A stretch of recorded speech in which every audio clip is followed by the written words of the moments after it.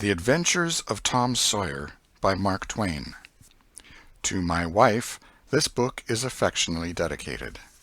Preface.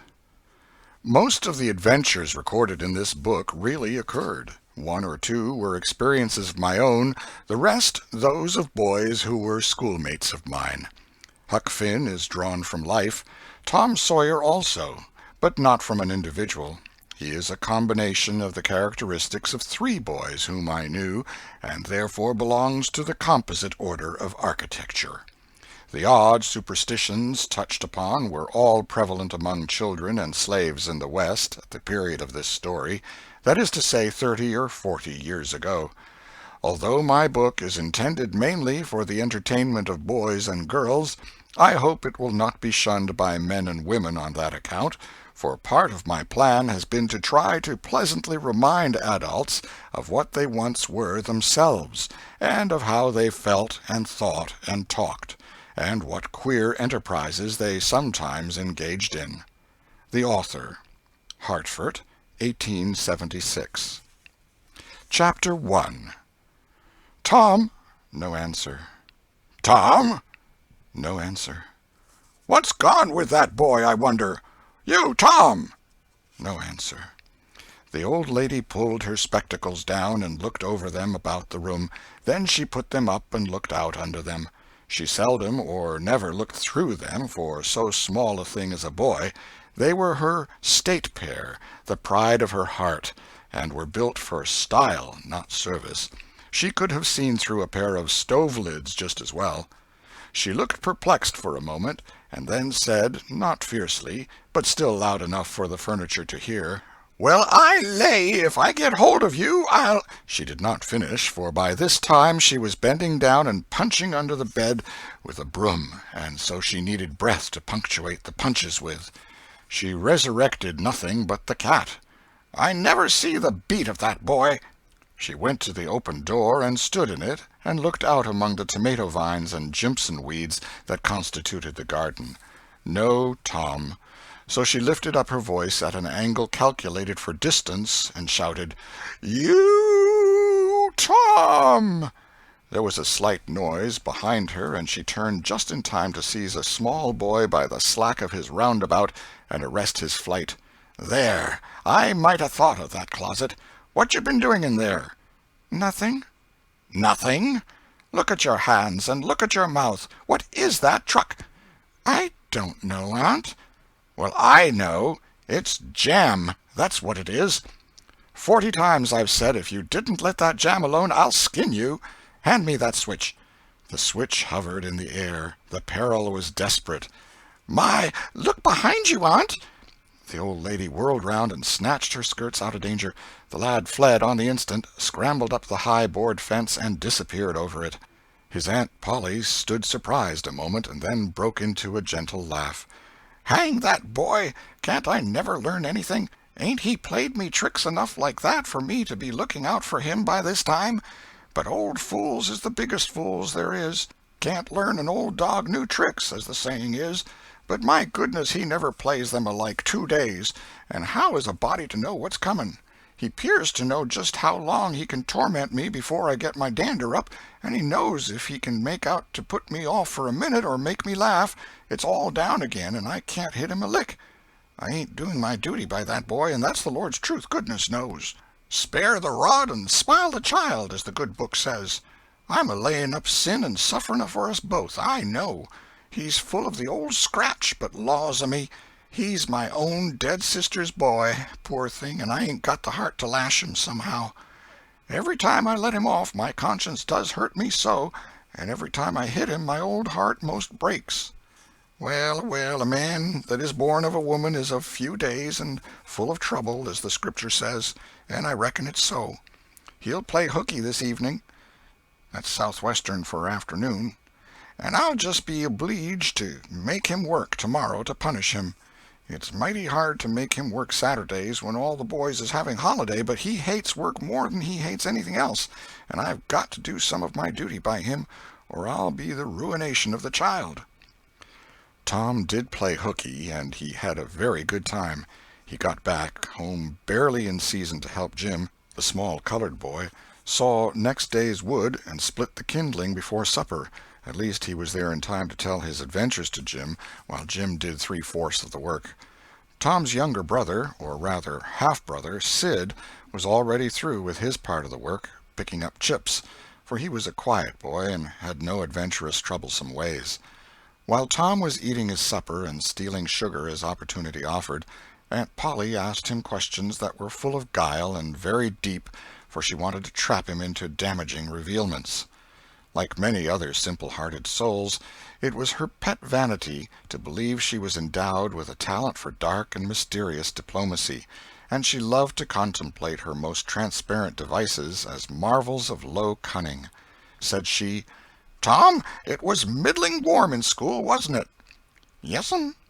"Powerful warm, wasn't it?" "Yes'm." "Didn't you want to go in a-swimming, Tom?" A bit of a scare shot through Tom, a touch of uncomfortable suspicion. He searched Aunt Polly's face, but it told him nothing. So he said, "No'm, well, not very much." The old lady reached out her hand and felt Tom's shirt, and said, "But you ain't too warm now, though." And it flattered her to reflect that she had discovered that the shirt was dry without anybody knowing that that was what she had in her mind. But in spite of her, Tom knew where the wind lay now, so he forestalled what might be the next move. "Some of us pumped on our heads. Mine's damp yet, see?" Aunt Polly was vexed to think she had overlooked that bit of circumstantial evidence and missed a trick. Then she had a new inspiration. "Tom, you didn't have to undo your shirt collar where I sewed it to pump on your head, did you? Unbutton your jacket." The trouble vanished out of Tom's face. He opened his jacket. His shirt collar was securely sewed. "Bother! Well, go 'long with you. I'd made sure you'd played hooky and been a-swimming, but I forgive you, Tom. I reckon you're a kind of singed cat, as the saying is. Better'n you look, this time." She was half sorry her sagacity had miscarried, and half glad that Tom had stumbled into obedient conduct for once. But Sidney said, "Well, now if I didn't think you sewed his collar with white thread, but it's black." "Why, I did sew it with white." "Tom!" But Tom did not wait for the rest. As he went out the door, he said, "Siddy, I'll lick you for that." In a safe place, Tom examined two large needles, which were thrust into the lapels of his jacket, and had thread bound about them. One needle carried white thread, and the other black. He said, "She'd never noticed if it hadn't been for Sid. Confound it! Sometimes she sews it with white, and sometimes she sews it with black. I wish to Jiminy she'd stick to one or t'other. I can't keep the run of 'em. But I bet I'll learn Sid for that. I'll learn him." He was not the model boy of the village. He knew the model boy very well, though, and loathed him. Within 2 minutes, or even less, he had forgotten all his troubles. Not because his troubles were one whit less heavy and bitter to him than a man's are to a man, but because a new and powerful interest bore them down and drove them out of his mind for the time, just as men's misfortunes are forgotten in the excitement of new enterprises. This new interest was a valued novelty in whistling, which he had just acquired from a negro, and he was suffering to practice it undisturbed. It consisted in a peculiar bird-like turn, a sort of liquid warble, produced by touching the tongue to the roof of the mouth at short intervals in the midst of the music. The reader probably remembers how to do it, if he has ever been a boy. Diligence and attention soon gave him the knack of it, and he strode down the street with his mouth full of harmony and his soul full of gratitude. He felt much as an astronomer feels who has discovered a new planet. No doubt, as far as strong, deep, unalloyed pleasure is concerned, the advantage was with the boy, not the astronomer. The summer evenings were long. It was not dark yet. Presently Tom checked his whistle. A stranger was before him, a boy a shade larger than himself. A newcomer of any age or either sex was an impressive curiosity in the poor little shabby village of St. Petersburg. This boy was well dressed, too, well dressed on a weekday. This was simply astounding. His cap was a dainty thing, his close-buttoned blue cloth roundabout was new and natty, and so were his pantaloons. He had shoes on, and it was only Friday. He even wore a necktie, a bright bit of ribbon. He had a citified air about him that ate into Tom's vitals. The more Tom stared at the splendid marvel, the higher he turned up his nose at his finery and the shabbier and shabbier his own outfit seemed to him to grow. Neither boy spoke. If one moved, the other moved, but only sidewise, in a circle. They kept face to face and eye to eye all the time. Finally, Tom said, "I can lick you." "I'd like to see you try it." "Well, I can do it." "No, you can't either." "Yes, I can." "No, you can't." "I can." "You can't." Can't." An uncomfortable pause. Then Tom said, "What's your name?" "'Tisn't any of your business, maybe." "Well, I 'low I'll make it my business." "Well, why don't you?" "If you say much, I will." "Much, much, much. There now." "Oh, you think you're mighty smart, don't you? I could lick you with one hand tied behind me if I wanted to." "Well, why don't you do it? You say you can do it." "Well, I will, if you fool with me." "Oh, yes, I've seen whole families in the same fix." "Smarty, you think you're some, now, don't you? Oh, what a hat!" "You can lump that hat if you don't like it. I dare you to knock it off, and anybody that'll take a dare will suck eggs." "You're a liar." "You're another." "You're a fighting liar and doesn't take it up." "Ah, take a walk." "Say, if you give me much more of your sass, I'll take and bounce a rock off'n your head." "Oh, of course you will." "Well, I will." "Well, why don't you do it, then? Why do you keep saying you will, for? Why don't you do it? It's because you're afraid." "I ain't afraid." "You are." "I ain't." "You are." Another pause, and more eyeing and sidling around each other. Presently they were shoulder to shoulder. Tom said, "Get away from me." "Go away yourself." "I won't." "Well, I won't either."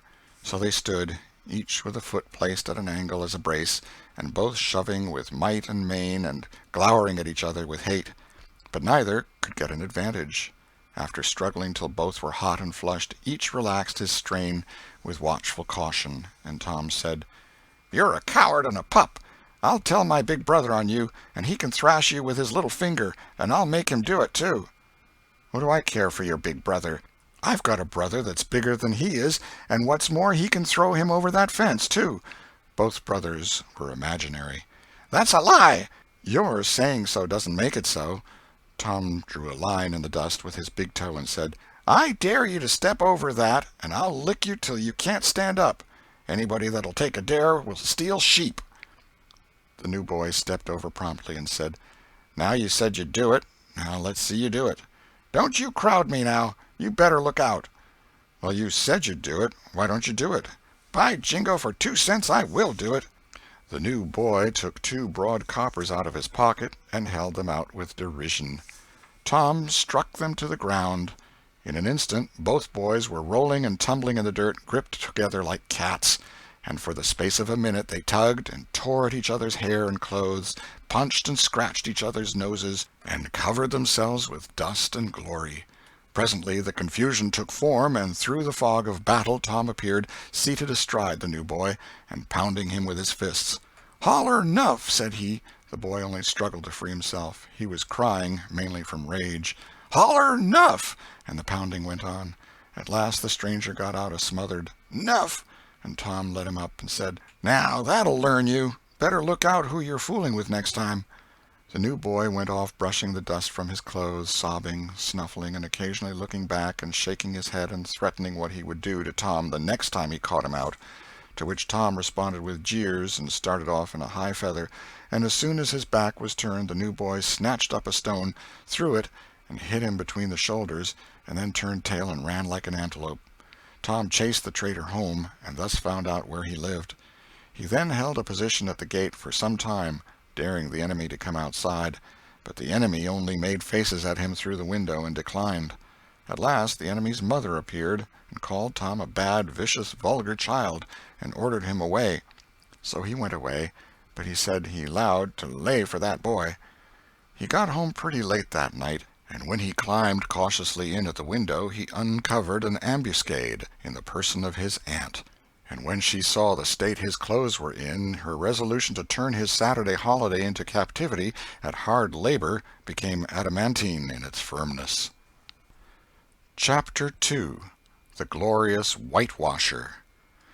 Saturday morning was come, and all the summer world was bright and fresh and brimming with life. There was a song in every heart, and if the heart was young, the music issued at the lips. There was cheer in every face, and a spring in every step. The locust trees were in bloom, and the fragrance of the blossoms filled the air. Cardiff Hill, beyond the village and above it, was green with vegetation, and it lay just far enough away to seem a delectable land, dreamy, reposeful, and inviting. Tom appeared on the sidewalk with a bucket of whitewash and a long-handled brush. He surveyed the fence, and all gladness left him, and a deep melancholy settled down upon his spirit. 30 yards of board fence 9 feet high.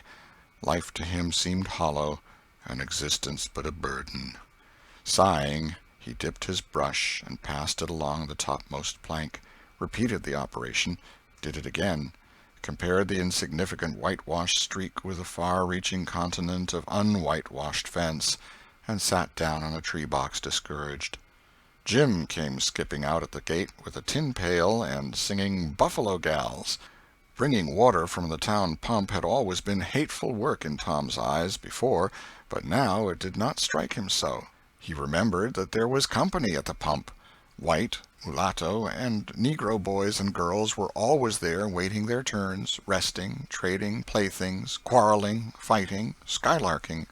And he remembered that although the pump was only 150 yards off, Jim never got back with a bucket of water under an hour, and even then somebody generally had to go after him. Tom said, "Say, Jim, I'll fetch the water if you'll whitewash some." Jim shook his head and said, "Can't, Mars Tom. Old missus, she told me I got to go and get this water and stop fooling around with anybody. She say she spec Mars Tom gwine to ax me to whitewash, and so she told me to go along and tend to my own business. She 'lowed she'd tend to whitewashing." "Oh, never mind what she said, Jim. That's the way she always talks. Give me the bucket. I won't be gone only a minute.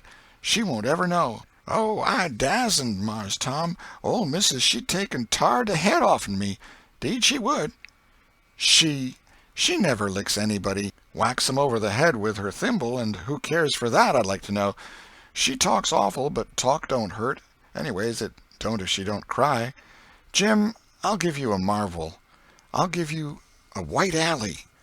Jim began to waver. "White alley, Jim, and it's a bully taw." "My, that's a mighty gay marvel, I tell you. But, Mars Tom, I's powerful 'fraid of old missus. And besides, if you will, I'll show you my sore toe." Jim was only human. This attraction was too much for him. He put down his pail, took the white alley, and bent over the toe with absorbing interest while the bandage was being unwound. In another moment he was flying down the street with his pail and a tingling rear. Tom was whitewashing with vigor, and Aunt Polly was retiring from the field with a slipper in her hand and triumph in her eye. But Tom's energy did not last.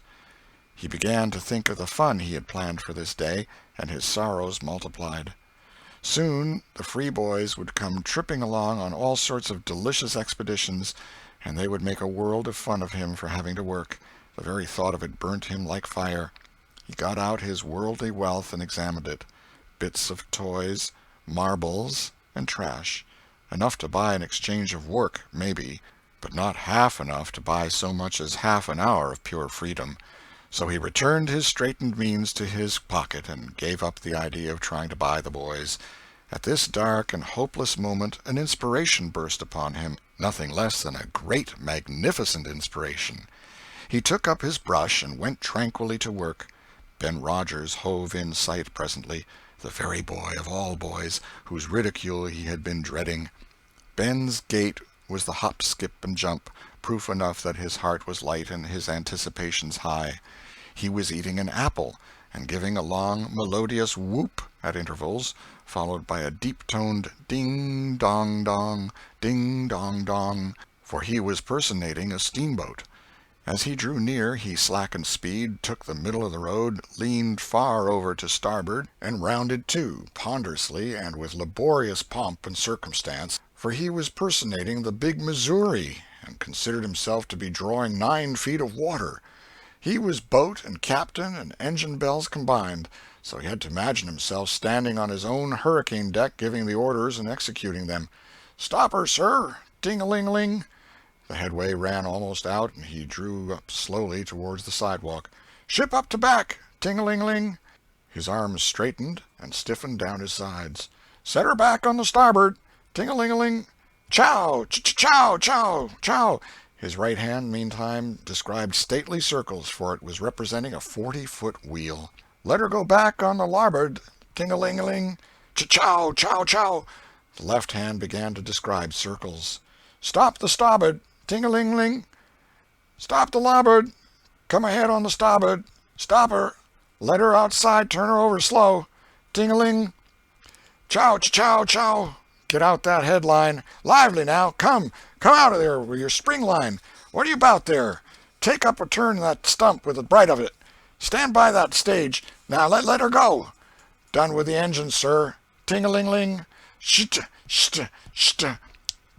Trying the gauge cocks, Tom went on whitewashing, paid no attention to the steamboat. Ben stared a moment and then said, Hi-yi, you're up a stump, ain't you? No answer. Tom surveyed his last touch with the eye of an artist. Then he gave his brush another gentle sweep and surveyed the result as before. Ben ranged up alongside of him. Tom's mouth watered for the apple, but he stuck to his work. Ben said, Hello, old chap.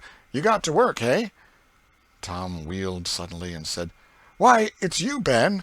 I weren't noticing. Say, I'm going in a-swimming. I am. Don't you wish you could? But of course you'd rather work, wouldn't you? Of course you would. Tom contemplated the boy a bit and said, What do you call work? Why, ain't that work? Tom resumed his whitewashing and answered carelessly, Well, maybe it is and maybe it ain't. All I know is it suits Tom Sawyer. Oh, come now, you don't mean to let on that like you like that. The brush continued to move. Like it? Well, I don't see why I oughtn't to like it. Does a boy get a chance to whitewash a fence every day? That put the thing in a new light. Ben stopped nibbling his apple. Tom swept his brush daintily back and forth, stepped back to note the effect, added a touch here and there, criticized the effect again. Ben, watching every move and getting more and more interested, more and more absorbed. Presently he said, Say, Tom, let me whitewash a little. Tom considered, was about to consent, but he altered his mind. No, I reckon it wouldn't hardly do, Ben. You see, Aunt Polly's awful particular about this fence, right here on the street, you know. But if it was the back fence, I wouldn't mind, and she wouldn't. Yes, she's awful particular about this fence. It's got to be done very careful.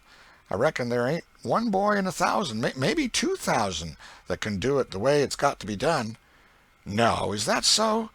Oh, come now, let me just try. Only just a little. I'd let you if you was me, Tom. Ben, I'd like to, honest Injun, but Aunt Polly, well, Jim wanted to do it, but she wouldn't let him. Sid wanted to do it, and she wouldn't let Sid. Now, don't you see how I'm fixed? If you was to tackle this fence and anything was to happen to it, oh, shucks, I'll be just as careful. Now let me try. Say, I'll give you the core of my apple. Well, here. No, Ben, no, now don't. I'm afeard. I'll give you all of it. Tom gave up the brush with reluctance in his face, but alacrity in his heart. And while the late steamer Big Missouri worked and sweated in the sun, the retired artist sat on a barrel in the shade close by, dangled his legs, munched his apple, and planned the slaughter of more innocents. There was no lack of material. Boys happened along every little while. They came to jeer, but remained to whitewash. By the time Ben was fagged out, Tom had traded the next chance to Billy Fisher for a kite in good repair, and when he played out, Johnny Miller brought in for a dead rat and a string to swing it with, and so on, hour after hour. And when the middle of the afternoon came, from being a poor poverty-stricken boy in the morning, Tom was literally rolling in wealth. He had, beside the things before mentioned, 12 marbles, part of a jew's harp, a piece of blue bottle glass to look through, a spool cannon, a key that wouldn't unlock anything, a fragment of chalk, a glass stopper of a decanter, a tin soldier, a couple of tadpoles, 6 firecrackers, a kitten with only one eye, a brass doorknob, a dog collar, but no dog, the handle of a knife, 4 pieces of orange peel, and a dilapidated old window-sash. He had had a nice, good, idle time all the while, plenty of company, and the fence had had 3 coats of whitewash on it. If he hadn't run out of whitewash, he would have bankrupted every boy in the village. Tom said to himself that it was not such a hollow world after all. He had discovered a great law of human action without knowing it, namely, that in order to make a man or boy covet a thing, it is only necessary to make the thing difficult to attain. If he had been a great and wise philosopher, like the writer of this book, he would now have comprehended that work consists of whatever a body is obliged to do, and that play consists of whatever a body is not obliged to do. And this would help him to understand why constructing artificial flowers or performing on a treadmill is work, while rolling 10-pins or climbing Mont Blanc is only amusement. There are wealthy gentlemen in England who drive 4-horse passenger coaches 20 or 30 miles on a daily line in the summer because the privilege costs them considerable money. But if they were offered wages for the service, that would turn it into work, and then they would resign. The boy mused a while over the substantial change which had taken place in his worldly circumstances, and then wended toward headquarters to report. The end of Chapter 2.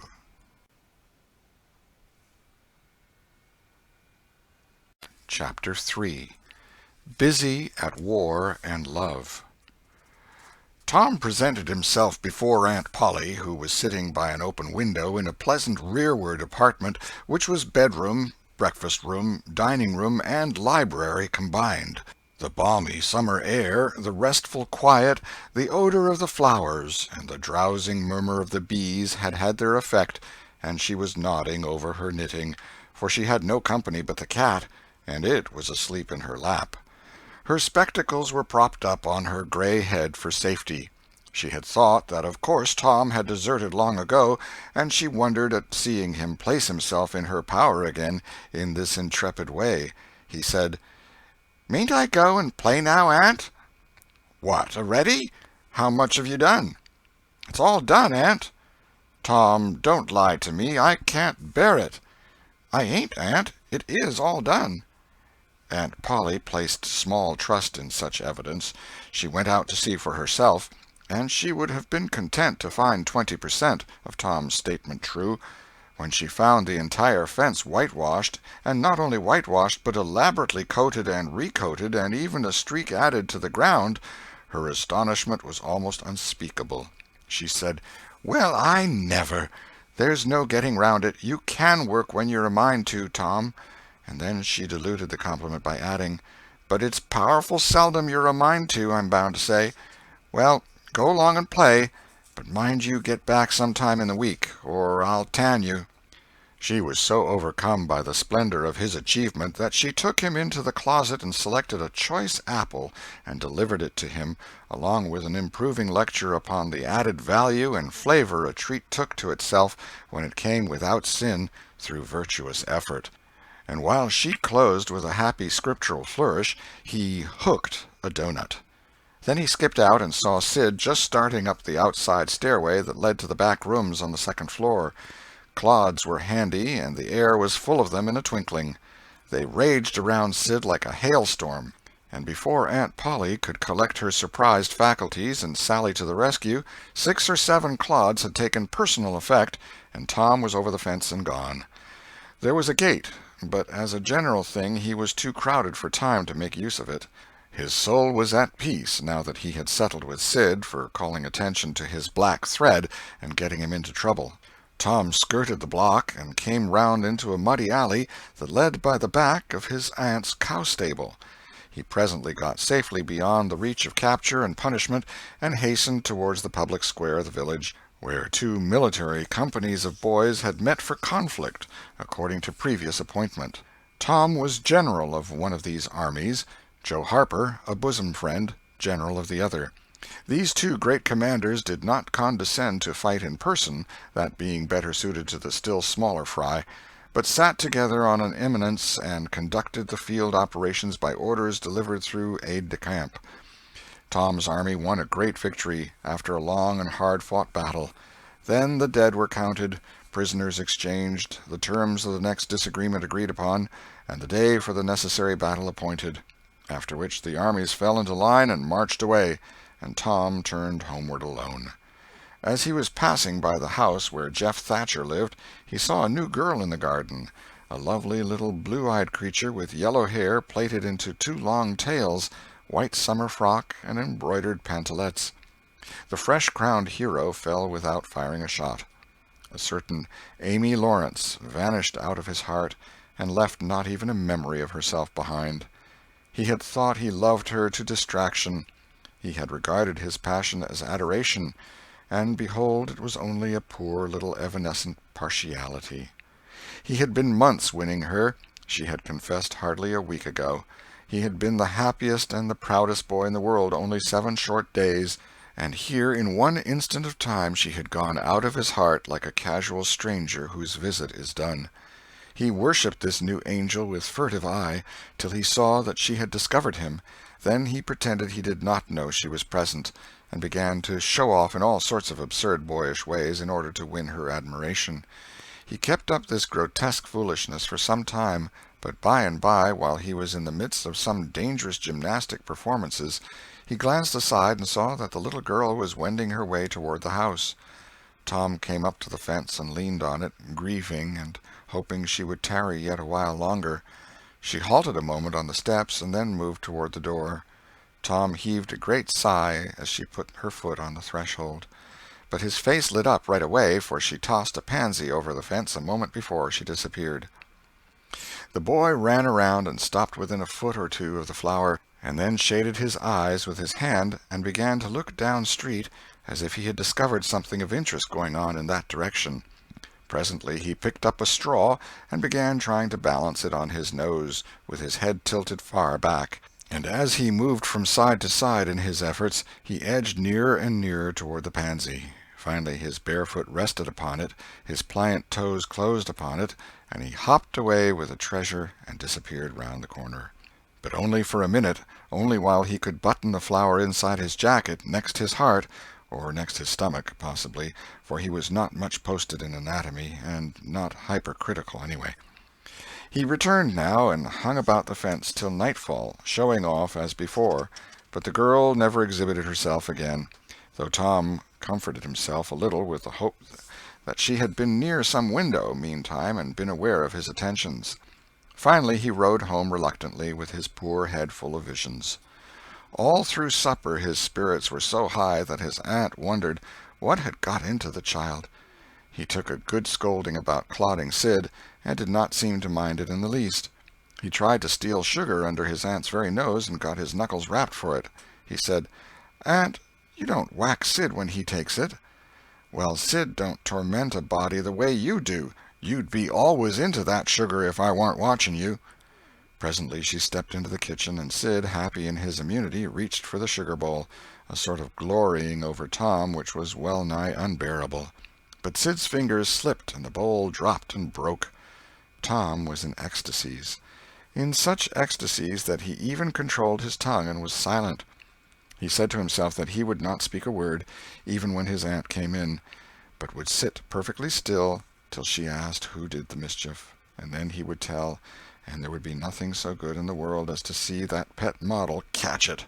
He was so brimful of exultation that he could hardly hold himself when the old lady came back and stood above the wreck discharging lightnings of wrath from over her spectacles.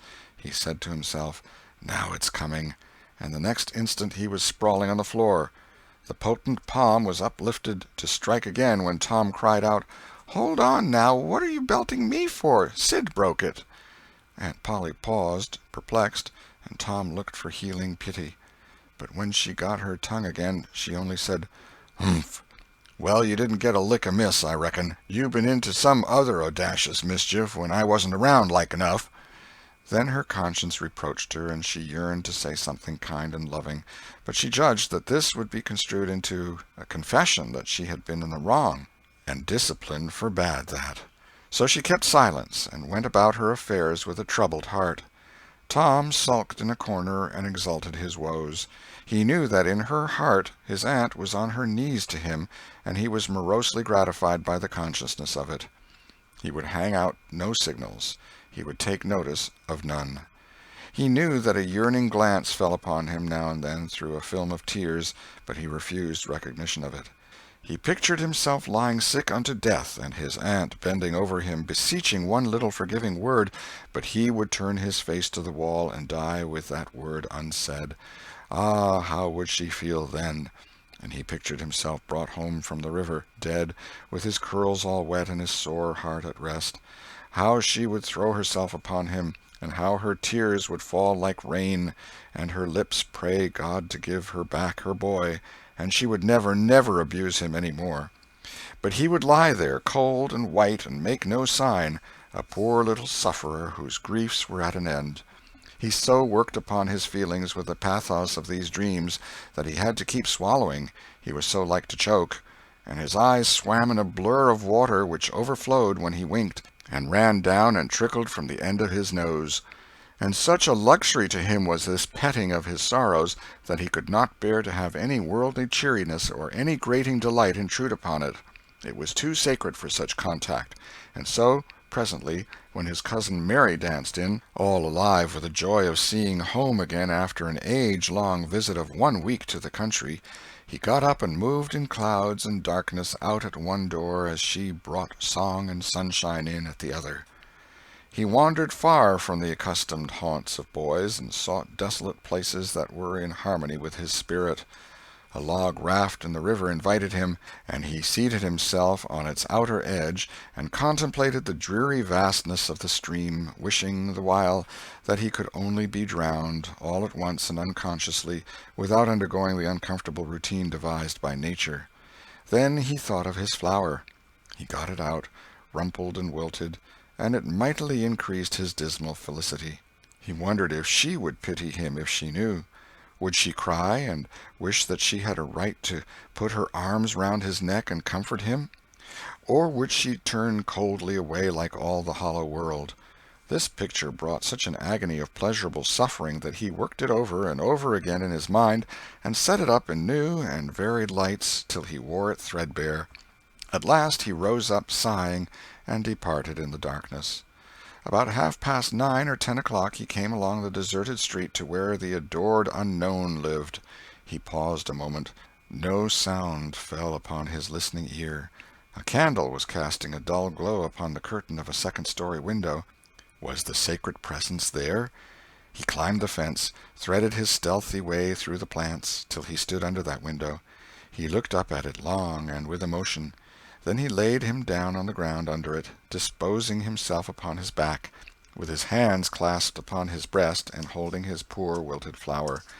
And thus he would die, out in the cold world, with no shelter over his homeless head, no friendly hand to wipe the death damps from his brow, no loving face to bend pityingly over him when the great agony came. And thus she would see him when she looked out upon the glad morning, and oh, would she drop one little tear upon his poor lifeless form, would she heave one little sigh to see a bright young life so rudely blighted, so untimely cut down?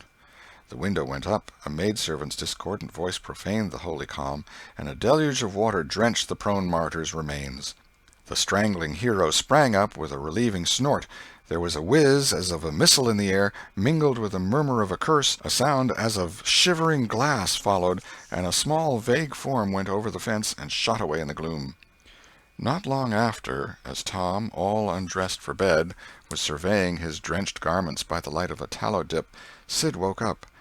But if he had any dim idea of making any references to illusions, he thought better of it and held his peace, for there was danger in Tom's eye. Tom turned in without the added vexation of prayers, and Sid made mental note of the omission. End of Chapter 3. Chapter 4. Showing Off in Sunday School. The sun rose upon a tranquil world and beamed down upon the peaceful village like a benediction. Breakfast over, Aunt Polly had family worship. It began with a prayer built from the ground up of solid courses of scriptural quotations, welded together with a thin mortar of originality. And from the summit of this she delivered a grim chapter of the Mosaic law, as from Sinai. Then Tom girded up his loins, so to speak, and went to work to get his verses. Sid had learned his lesson days before. Tom bent all his energies to the memorizing of 5 verses, and he chose part of the Sermon on the Mount because he could find no verses that were shorter. At the end of half an hour Tom had a vague general idea of his lesson, but no more, for his mind was traversing the whole field of human thought, and his hands were busy with distracting recreations. Mary took his book to hear him recite, and he tried to find his way through the fog. "Blessed are the poor? Yes, poor. Blessed are the poor in spirit. In spirit. Blessed are the poor in spirit, for theirs. For theirs. Blessed are the poor in spirit, for theirs is the kingdom of heaven. Blessed are they that mourn, for they, for they, S-H-A. For they, S-H, oh, I don't know what it is, shall. Oh, shall. Shall mourn. Blessed are they that shall, they that shall mourn, for they shall what? Why don't you tell me, Mary? What do you want to be so mean for? Oh, Tom, you poor thick-headed thing, I'm not teasing you. I wouldn't do that. You must go and learn it again. Don't you be discouraged, Tom. You'll manage it, and if you do, I'll give you something ever so nice. There now, that's a good boy. All right. What is it, Mary? Tell me what it is. Never you mind, Tom. You know if I say it's nice, it is nice. You bet you that's so, Mary. All right, I'll tackle it again. And he did tackle it again, and under the double pressure of curiosity and prospective gain, he did it with such spirit that he accomplished a shining success. Mary gave him a brand-new Barlow knife worth 12.5 cents, and the convulsion of delight that swept his system shook him to his foundations. True, the knife would not cut anything, but it was a sure enough Barlow, and there was inconceivable grandeur in that, though where the Western boys ever got the idea that such a weapon could possibly be counterfeited to its injury is an imposing mystery and will always remain so, perhaps. Tom contrived to scarify the cupboard with it, and was arranging to begin on the bureau, when he was called off to dress for Sunday school. Mary gave him a tin basin of water and a piece of soap, and he went outside the door and set the basin on a little bench there. Then he dipped the soap in the water and laid it down, turned up his sleeves, poured out the water on the ground gently, and then entered the kitchen and began to wipe his face diligently on the towel behind the door. But Mary removed the towel and said, "Now, ain't you ashamed, Tom? You mustn't be so bad. Water won't hurt you." Tom was a trifle disconcerted. The basin was refilled, and this time he stood over it a little while, gathering resolution, took in a big breath, and began. When he entered the kitchen presently, with both eyes shut and groping for the towel with his hands, an honorable testimony of suds and water was dripping from his face. But when he emerged from the towel he was not yet satisfactory, for the clean territory stopped short at his chin, and his jaws like a mask. Below and beyond this line there was a dark expanse of unirrigated soil that spread downward in front and backward around his neck. Mary took him in hand, and when she was done with him, he was a man and a brother without distinction of color, and his saturated hair was neatly brushed and its short curls wrought into a dainty and symmetrical general effect. He privately smoothed out the curls with labor and difficulty, and plastered his hair close down to his head, for he held curls to be effeminate, and his own filled his life with bitterness. Then Mary got out a suit of his clothing that had been used only on Sundays during 2 years. They were simply called his other clothes, and so by that we know the size of his wardrobe. The girl put him to rights after he had dressed himself. She buttoned his neat roundabout up to his chin, turned his vast shirt-collar down over his shoulders, brushed him off, and crowned him with his speckled straw hat. He now looked exceedingly improved and uncomfortable. He was fully as uncomfortable as he looked, for there was a restraint about whole clothes and cleanliness that galled him. He hoped that Mary would forget his shoes, but the hope was blighted. She coated them thoroughly with tallow, as was the custom, and brought them out. He lost his temper and said he was always being made to do everything he didn't want to do, but Mary said persuasively, "Please, Tom, that's a good boy." So he got into the shoes, snarling. Mary was soon ready, and the three children set out for Sunday school, a place that Tom hated with his whole heart, but Sid and Mary were fond of. Sabbath school hours were from 9 to 10:30, and then church service. Two of the children always remained for the sermon voluntarily, and the other always remained too, for stronger reasons. The church's high-backed, uncushioned pews would seat about 300 persons. The edifice was but a small, plain affair, with a sort of pine-board tree-box on top of it for a steeple. At the door Tom dropped back a step and accosted a Sunday-dressed comrade. "Say, Billy, got a yaller ticket?" "Yes." "What'll you take for her?" "What'll you give?" "Piece of licorice and a fish-hook." "Let's see 'em." Tom exhibited. They were satisfactory, and the property changed hands. Then Tom traded a couple of white alleys for 3 red tickets, and some small trifle or other for a couple of blue ones. He waylaid other boys as they came, and went on buying tickets of various colors 10 or 15 minutes longer. He entered the church now with a swarm of clean and noisy boys and girls, proceeded to his seat, and started a quarrel with the first boy that came handy. The teacher, a grave elderly man, interfered, then turned his back a moment, and Tom pulled a boy's hair in the next bench, and was absorbed in his book when the boy turned round, stuck a pin in another boy presently in order to hear him say "ouch," and got a new reprimand from his teacher. Tom's whole class were of a pattern, restless, noisy, and troublesome. When they came to recite their lessons, not one of them knew his verses perfectly, but had to be prompted all along. However, they worried through, and each got his reward, in small blue tickets, each with a passage of Scripture on it. Each blue ticket was pay for 2 verses of the recitation. 10 blue tickets equaled a red one, and could be exchanged for it. 10 red tickets equaled a yellow one. For 10 yellow tickets the superintendent gave a very plainly bound Bible, worth 40 cents in those easy days, to the pupil. How many of my readers would have the industry and application to memorize 2,000 verses even for a Doré Bible? And yet Mary had acquired 2 Bibles in this way. It was the patient work of 2 years. And a boy of German parentage had won 4 or 5. He once recited 3,000 verses without stopping. But the strain upon his mental faculties was too great, and he was little better than an idiot from that day forth. A grievous misfortune for the school, for on great occasions before company the superintendent, as Tom expressed it, had always made this boy come out and spread himself. Only the older pupils managed to keep their tickets and stick to their tedious work long enough to get a Bible, and so the delivery of one of these prizes was a rare and noteworthy circumstance. The successful pupil was so great and conspicuous for that day that on the spot every scholar's heart was fired with a fresh ambition that often lasted a couple of weeks. It is possible that Tom's mental stomach had never really hungered for one of those prizes, but unquestionably his entire being had for many a day longed for the glory and the éclat that came with it. In due course the superintendent stood up in front of the pulpit with a closed hymn-book in his hand and his forefinger inserted between its leaves, and commanded attention. When a Sunday school superintendent makes his customary little speech, a hymn-book in the hand is as necessary as is the inevitable sheet of music in the hand of a singer who stands forward on the platform and sings a solo at a concert. Though why is a mystery, for neither the hymn-book nor the sheet of music is ever referred to by the sufferer.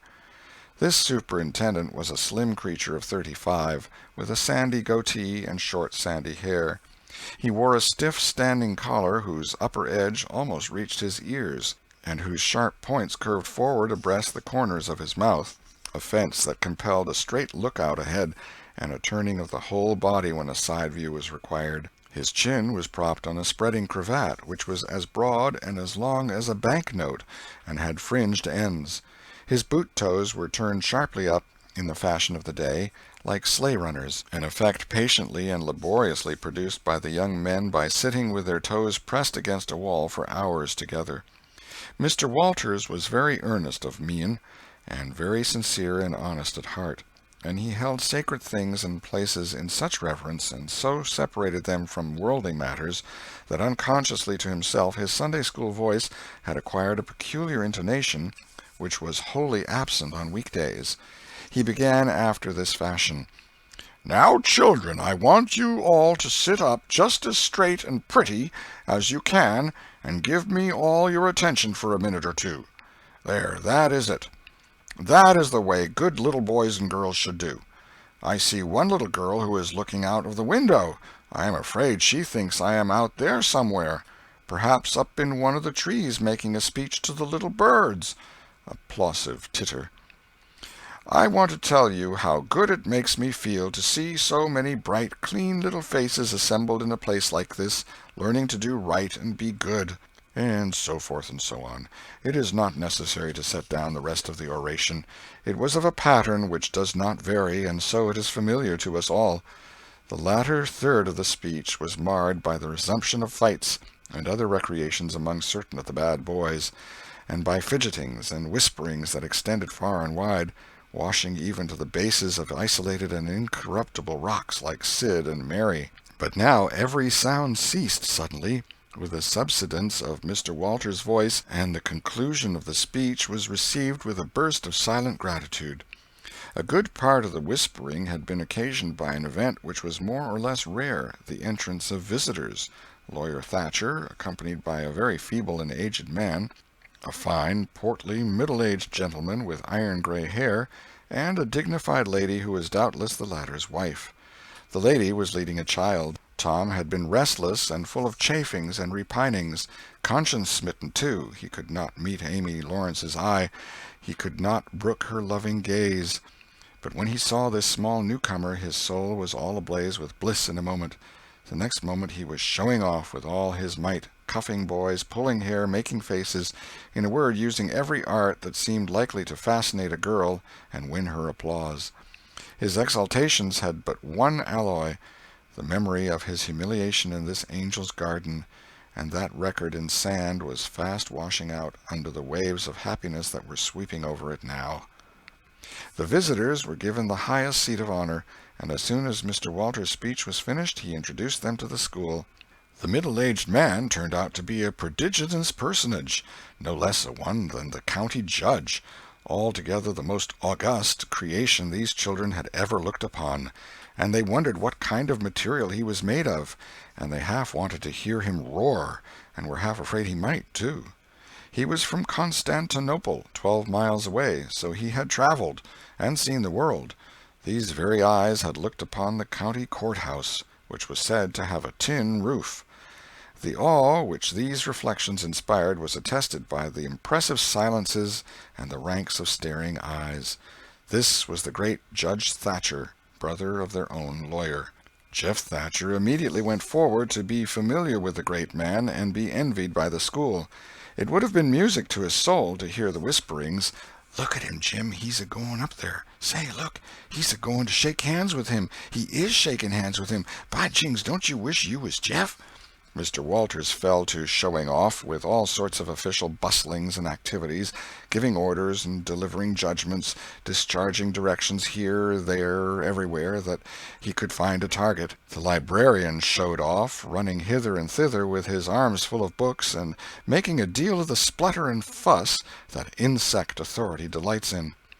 The young lady teachers showed off, bending sweetly over pupils that were lately being boxed, lifting pretty warning fingers at bad little boys, and patting good ones lovingly. The young gentlemen teachers showed off with small scoldings and other little displays of authority and fine attention to discipline, and most of the teachers of both sexes found business up at the library by the pulpit. And it was business that frequently had to be done over again 2 or 3 times, with much seeming vexation. The little girls showed off in various ways, and the little boys showed off with such diligence that the air was thick with paper wads and the murmur of scuffling. And above it all, the great man sat and beamed a majestic judicial smile upon all the house, and warmed himself in the sun of his own grandeur, for he was showing off too. There was only one thing wanting to make Mr. Walters's ecstasy complete, and that was a chance to deliver a Bible prize and exhibit a prodigy. Several pupils had a few yellow tickets, but none had enough, and he had been around among the star pupils inquiring. He would have given worlds now to have that German lad back again with a sound mind. And now at this moment, when hope was dead, Tom Sawyer came forward with 9 yellow tickets, 9 red tickets, and 10 blue ones, and demanded a Bible. This was a thunderbolt out of a clear sky. Walters was not expecting an application from this source for the next 10 years, but there was no getting around it. Here were the certified checks, and they were good for their face. Tom was therefore elevated to a place with the judge and the other elect, and the great news was announced from headquarters. It was the most stunning surprise of the decade, and so profound was the sensation that it lifted the new hero up to the judicial one's altitude, and the school had 2 marvels to gaze upon in place of 1. The boys were all eaten up with envy, and those that suffered the bitterest pangs were those who perceived too late that they themselves had contributed to this hated splendor by trading tickets to Tom for the wealth he had amassed in selling whitewashing privileges. These despised themselves as being the dupes of a wily fraud, a guileful snake in the grass. The prize was delivered to Tom with as much effusion as the superintendent could pump up under the circumstances, but it lacked somewhat of the true gush, for the poor fellow's instinct taught him that there was a mystery here that could not well bear the light, perhaps. It was simply preposterous that this boy had warehoused 2,000 sheaves of scriptural wisdom on his premises. A dozen would strain his capacity, without a doubt. Amy Lawrence was proud and glad, and she tried to make Tom see it in her face, but he wouldn't look. She wondered. Then she was just a grain troubled. Next, a dim suspicion came and went, came again. She watched. A furtive glance told her worlds, and then her heart broke, and she was jealous and angry, and the tears came, and she hated everybody. Tom most of all, she thought. Tom was introduced to the judge, but his tongue was tied, his breath would hardly come, his heart quaked, partly because of the awful greatness of the man, but mainly because he was her parent. He would have liked to fall down and worship him if it were in the dark. The judge put his hand on Tom's head and called him a fine little man, and asked him what his name was. The boy stammered, gasped, and got it out. "Tom." "Oh, no, not Tom. It is Thomas." "Ah, that's it. I thought there was more to it, maybe. That's very well. But you've another one, I dare say, and you'll tell it to me, won't you?" "Tell the gentleman your other name, Thomas," said Walters, "and say 'sir.' You mustn't forget your manners." "Thomas Sawyer, sir." "That's it. That's a good boy. Fine boy. Fine manly little fellow. 2,000 verses is a great many, very, very great many, and you never can be sorry for the trouble you took to learn them. For knowledge is worth more than anything there is in the world. It's what makes great men and good men. You'll be a great man and a good man yourself some day, Thomas, and then you'll look back and say, 'It's all owing to the precious Sunday school privileges of my boyhood. It's all owing to my dear teachers that taught me to learn. It's all owing to the good superintendent who encouraged me and watched over me and gave me a beautiful Bible, a splendid, elegant Bible, to keep and have it all for my own, always. It's all owing to right bringing up.' That is what you will say, Thomas, and you wouldn't take any money for those 2,000 verses. No, indeed you wouldn't. And now you wouldn't mind telling me and this lady some of the things you've learned. No, I know you wouldn't, for we are proud of little boys that learn. Now, no doubt you know the names of all the 12 disciples. Won't you tell us the names of the first 2 that were appointed?" Tom was tugging at a buttonhole and looking sheepish. He blushed now, and his eyes fell. Mr. Walters' heart sank within him. He said to himself, "It is not possible that the boy can answer the simplest question. Why did the judge ask him?" Yet he felt obliged to speak up and say, "Answer the gentleman, Thomas. Don't be afraid." Tom still hung fire. "Now I know you'll tell me," said the lady. "The names of the first 2 disciples were David and Goliath." Let us draw the curtain of charity over the rest of the scene. End of chapter 4.